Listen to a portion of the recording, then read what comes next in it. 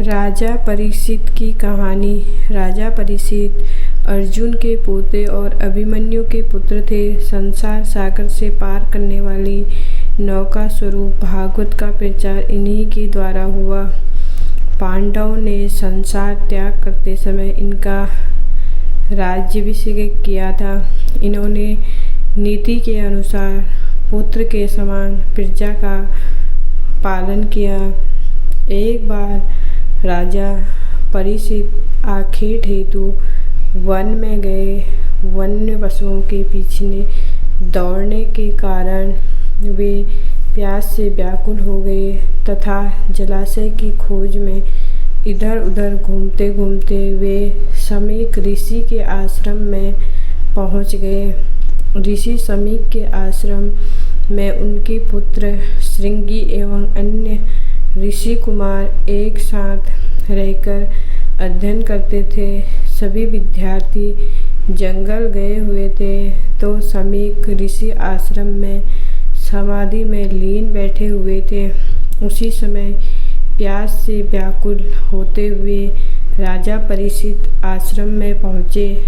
राजा ने आश्रम में इधर उधर काफ़ी पानी तलाश किया और समीक ऋषि जो समाधि में बैठे हुए थे उनके पास गए और बड़ी विनम्रता के साथ कहने लगे कि मुझे प्यास लगी है, कृपया पानी दीजिए।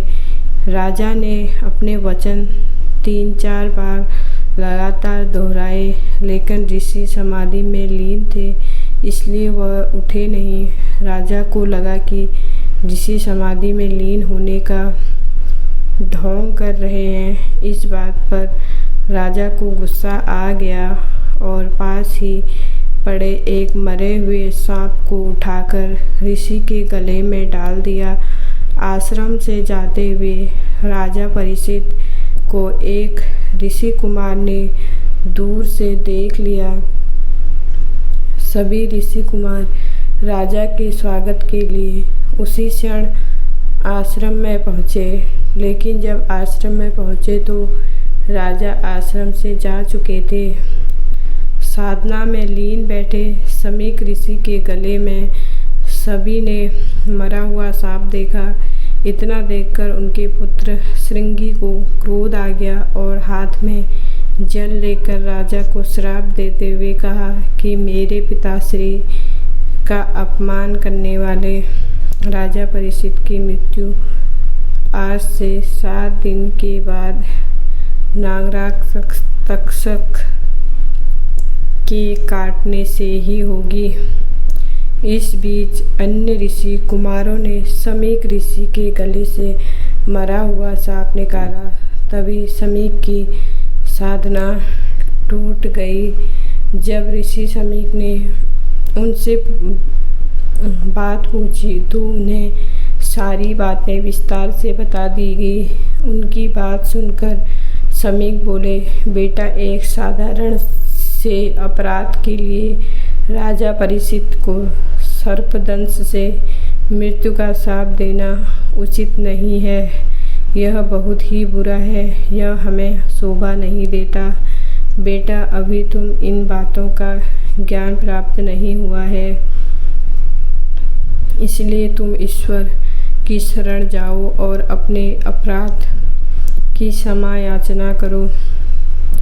राजा परीक्षित को भी राजभवन पहुँचते पहुँचते अपनी गलती का एहसास हो गया।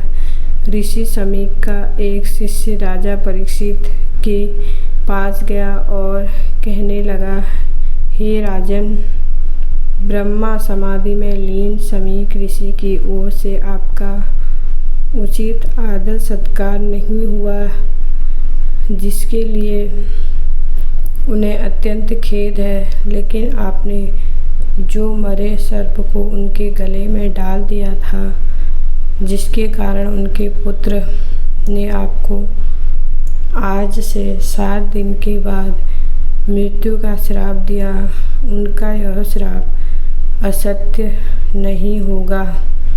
अतः आपसे निवेदन है कि आप अपने इन 7 दिनों तक सच्चे मन से ईश्वर की आराधना में लगाएं ताकि मोक्ष मार्ग का आपको रास्ता मिले। श्राप की बात सुनकर राजा परीक्षित व्यासपुत्र सुखदेव मुनि के पास गए, जहाँ राजा परीक्षित को सुखदेव जी ने 7 दिन तक लगातार भागवत कथा सुनाई थी। तभी से पुण्यप्रद श्रीमद् भागवत कथा 1 सप्ताह होने की परंपरा प्रारंभ हो गई। आपको हमारी ये वीडियो कैसी लगी कमेंट बॉक्स में ज़रूर बताएं। Thanks for watching.